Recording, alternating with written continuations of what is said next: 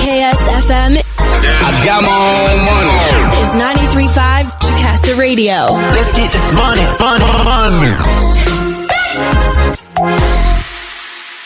Ryan Skeates hanging out, and it's 10 o'clock. We're doing some rock hour, and I got a special guest in the building. He's from the band Protest the Hero, hailing from Whitby, Ontario.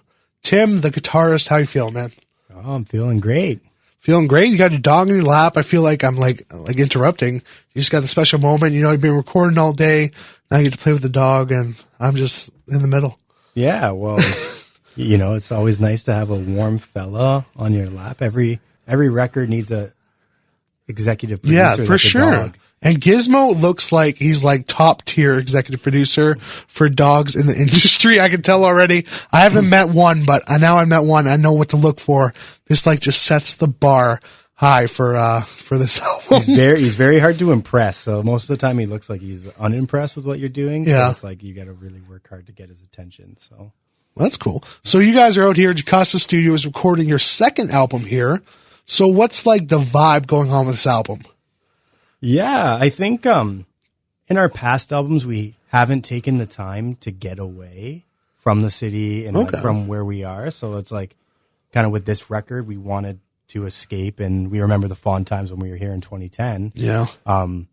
But yeah, we just wanted to escape from the city. We didn't want to, you know, be going back to our house and have to like do your laundry. Yeah, out and here is make pretty dinner country, and, eh? yeah. But it just like, I totally found that just being here and kind of like living this record, and, you know, you still get breaks and you still have time in the morning to do whatever, but just kind of trying to really get inside. And now is the time that stuff's kind of coming to life more than it would if I did it 9 to 5 and then went home and like made dinner and went to sleep and had it more of like a domestic life. That's pretty good. Like I said, it's your second album here. Were you here this summer last time or winter? Yeah. So yeah, we were here, I think in September. Okay. So like it wasn't snow on the ground like it is now. Yeah. But I think the snow is kind of a good thing because we got up to a lot of shenanigans, and not to say that you can't without. Yeah. But you want to stay focused a little bit. But it's like we were out playing baseball and shooting basketball and just, you know, having a good time, and our breaks turned into, you know, afternoon. That's what I was going to say. Your band seems really athletic because I was looking on the internet, Google searching, and there's a lot of pictures of you guys with footballs, baseballs, and then I saw Luke earlier, the other guitarist, and he was holding a football. So is that like a thing with the band, or? I wouldn't say we're particularly good athletes. You're not, we but like you sports. like to do it, yeah. We like to do like it. to toss around the footballs, maybe play catch. The older we get, you know, we like try to throw each other fastballs, and you like throw your shoulder out, and you start worrying about like, oh, you know, I don't want to affect myself. Yeah, my ability to play. The feeling of getting old, and I'm going to date myself a little bit, but the first time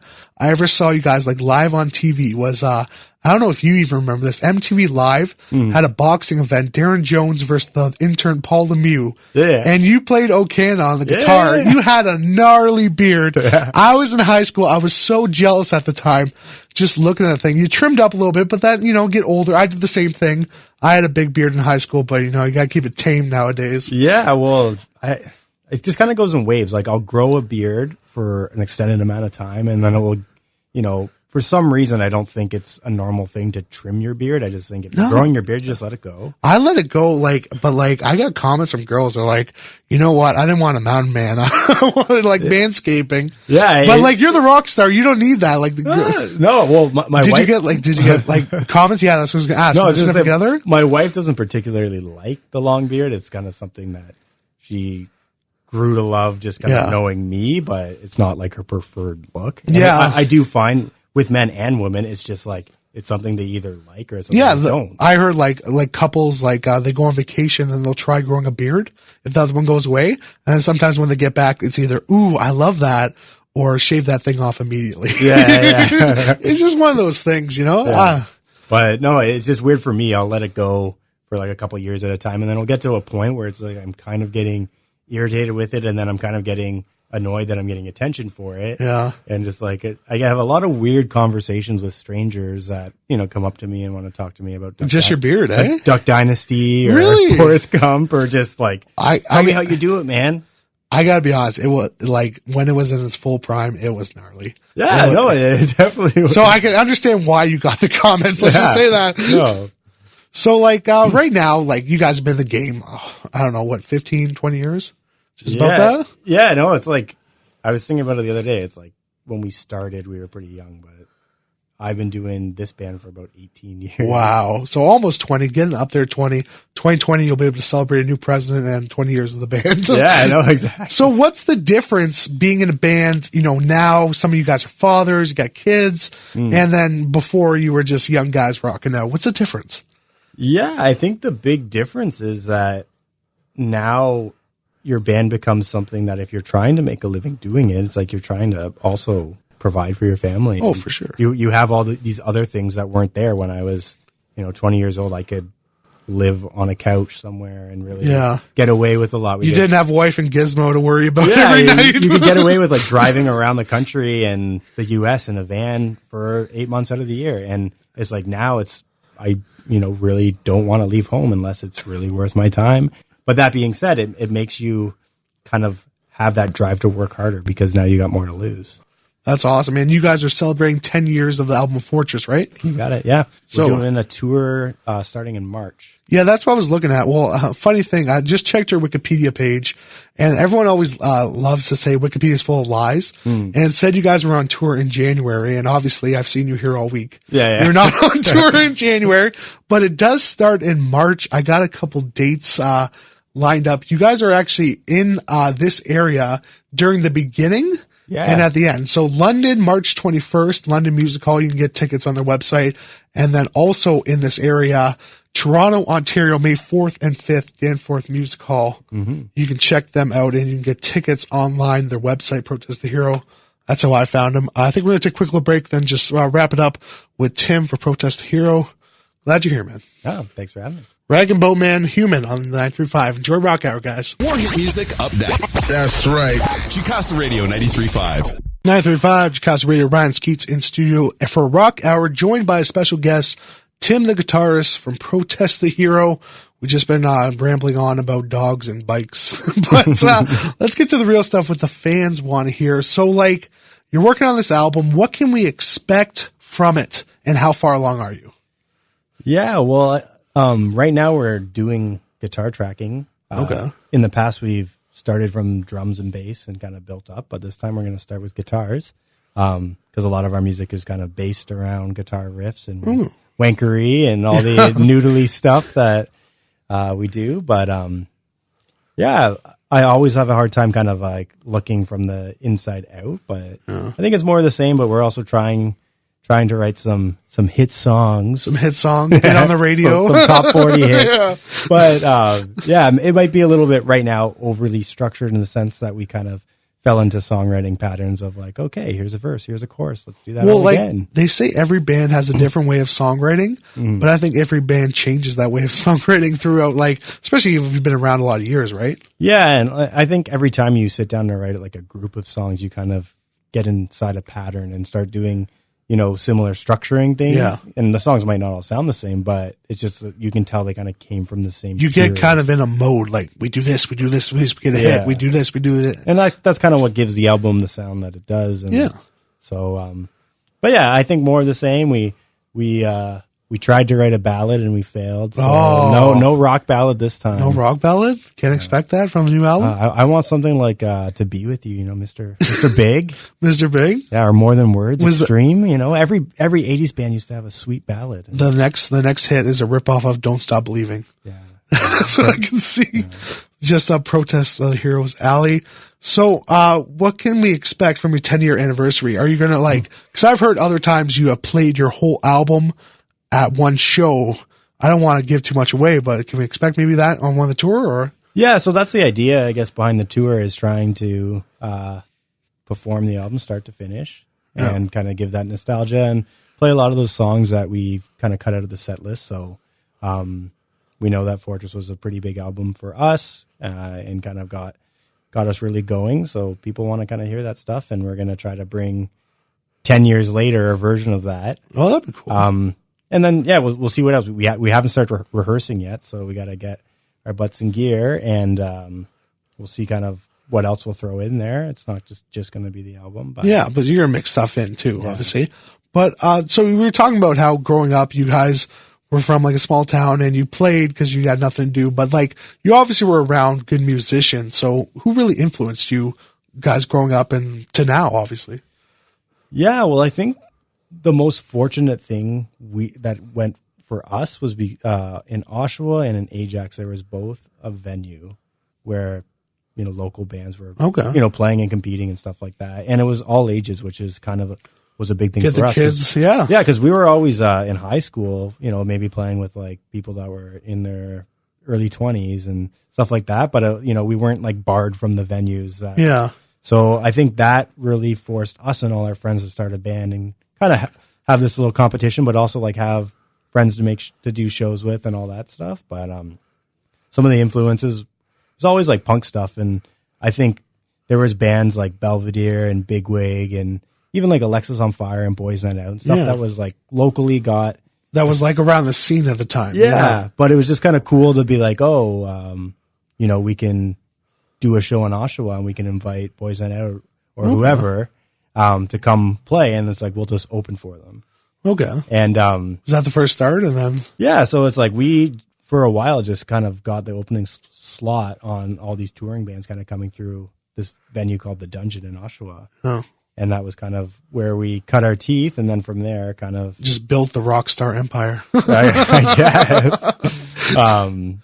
But yeah, I think that's where a lot of the influences came by watching bands that just were growing road up around, dogs, and just seeing how they did it and just trying to like absorb as much as we could from what they were doing. Well, this is kind of a funny story. As a kid, I used to hear of a band. It was from close to you guys, Oshawa, and they were called Hail the Villain. They're not around anymore. Yeah.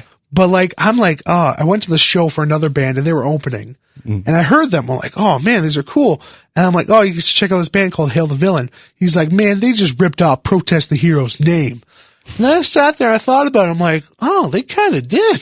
Do you think they did, or is that just I don't know. I find like scenes like that, and especially at that time, it was like blank the blank, right? Yeah. Like I think verb the noun or noun the verb, or I'm sure if anything, it was a compliment if they did. Yeah.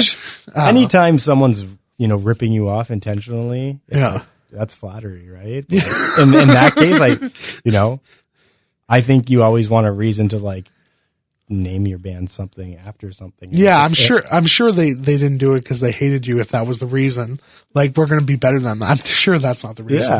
Yeah. But yeah, rest in peace, Hail the Villain. What is the best advice you have ever received? In music? Yeah, I guess general? in music industry. Like we're talking about music industry, so we're going to do that. Jeez, that's a tough one. You never had like in radio, they always teach us you should have a mentor. Like someone that takes you under the wing, help you out. Did you have anyone like that, if anything? Definitely along the way, like same kind of thing. Like when people come along and they're more skilled, it's like I just try to pick stuff up. And work with them.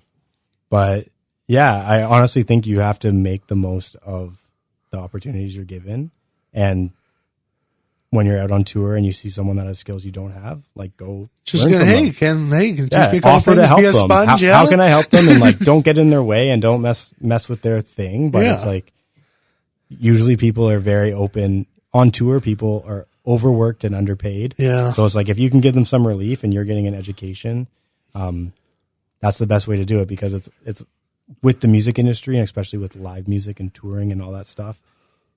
People go to school for it and they'll never get a job, and then people go on the road and they'll never get the skills or whatever. But there's not a way to do it. You can't. There's not like a formula. It's not scientific. It's an art, as they say. Yeah, you got to kind of do it as much as you can, but also you have to be smart in the sense where you have to be learning from everything. Okay. Because I've watched us make a lot of mistakes and then make them again and then make them again and then make them again. And everyone does that. But you learn from them eventually. Yeah. But just trying to learn from the mistake the first time, and just having people take you under their wing, like you said. Okay. So another question, when you're playing gigs, are you one of those people that like festivals, or are you for the small space kind of? To put it black and gray kind of. Yeah. Or what would be your ideal gig? How about that? There is some sort of adrenaline and rush about being on a big stage. Yeah. Just looking at it. Just looking at a sea, like a rock, just heads. Yeah. It definitely, for me, as long as everything's going according to plan and it's like sound isn't terrible or something you goes didn't have wrong, an amp blower or something. and Stupid, if I can get in the mode, it's like you have a lot more fun running around a big stage and just goofing off. in the small venue, a lot of the time I'm worrying about all the things that can go wrong. Really? But just I don't know. Sometimes you'll just walk into a venue and you just know that there's going to be problems when you throw 300 people into this little box, and you see some fire code or some people going crazy. You see that people can do this, and like and when I'm worrying about you just want to focus on playing. You don't want to worry about what's going to go wrong, if a speaker's going to fall or something. Exactly. And it's like sometimes, I could probably be better at just letting that stuff go and just knowing whatever is going to happen. But it's like, I don't want to be worrying about that while I'm trying to like look at my guitar and like, make sure everything else. That's totally understandable because let's be honest, your guitar's pretty complex. Like I can maybe play a G chord. I can never cover a Protest the Hero song. So another question, what is your favorite food on the road? Since you guys travel a lot, you're going on tour, is there anything looking forward to? You can go out and eat, maybe a special place? Yeah, for the most part, I've always been really into pizza. And like there was a while where I decided to eat really bad pizza and I eat it every day, and then I've been guilty of that. Yeah. But now, occasionally I'll splurge on like a nice Italian pizzeria where they got a wood fired oven. Yeah, like is there like a special spot in California or anything like that that has a wood fired oven or something?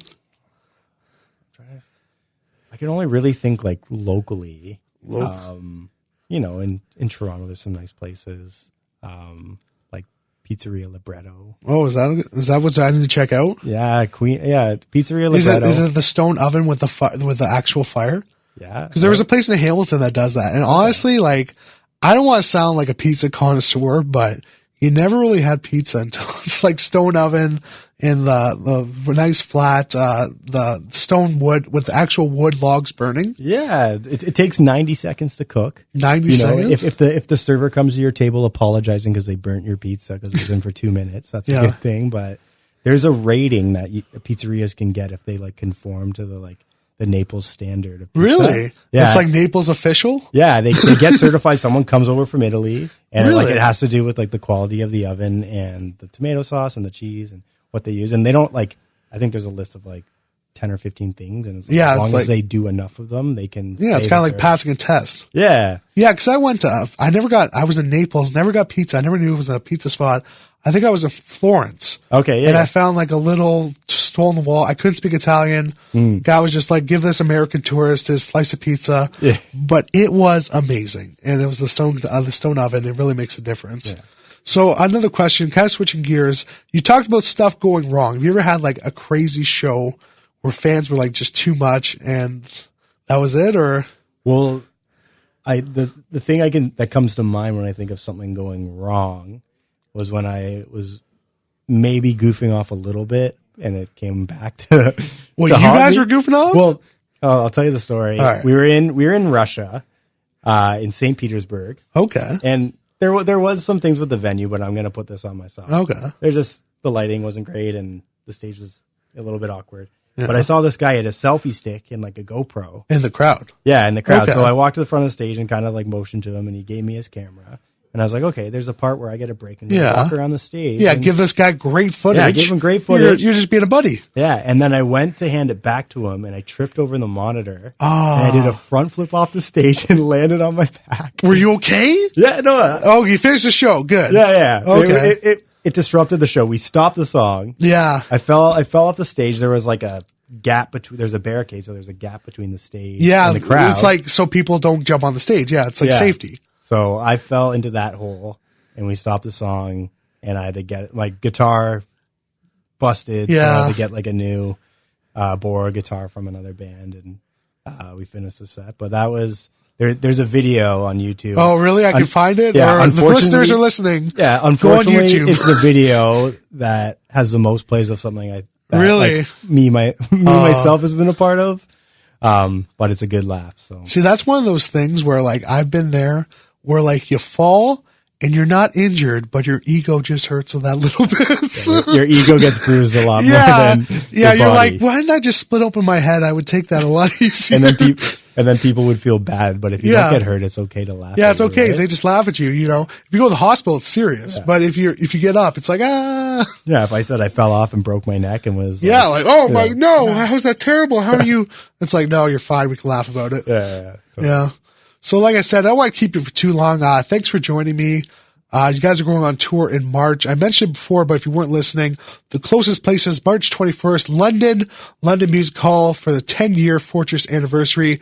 And then they're finishing the tour in Toronto, May 4th and 5th, Danforth Music Hall. All tickets can be purchased on the website. Any closing words? Thanks for coming on. Yeah, no, I like that we're going to be close for the beginning of the tour and for the end. So you can kind of see how badly it starts and how great it finishes. Yeah, so you can get the both phases of it when they're polished at the end. I'm kidding. Yeah, no, for sure. But it'll be night and day. Yeah, thanks for joining me. Yeah, thanks for having me. It was my first interview. It didn't go catastrophically wrong, so I want to thank you for that. Oh, thanks for having me. I'm happy to be able to sit around the studio and then also do some promotion and hang out. And so, yeah, this is great.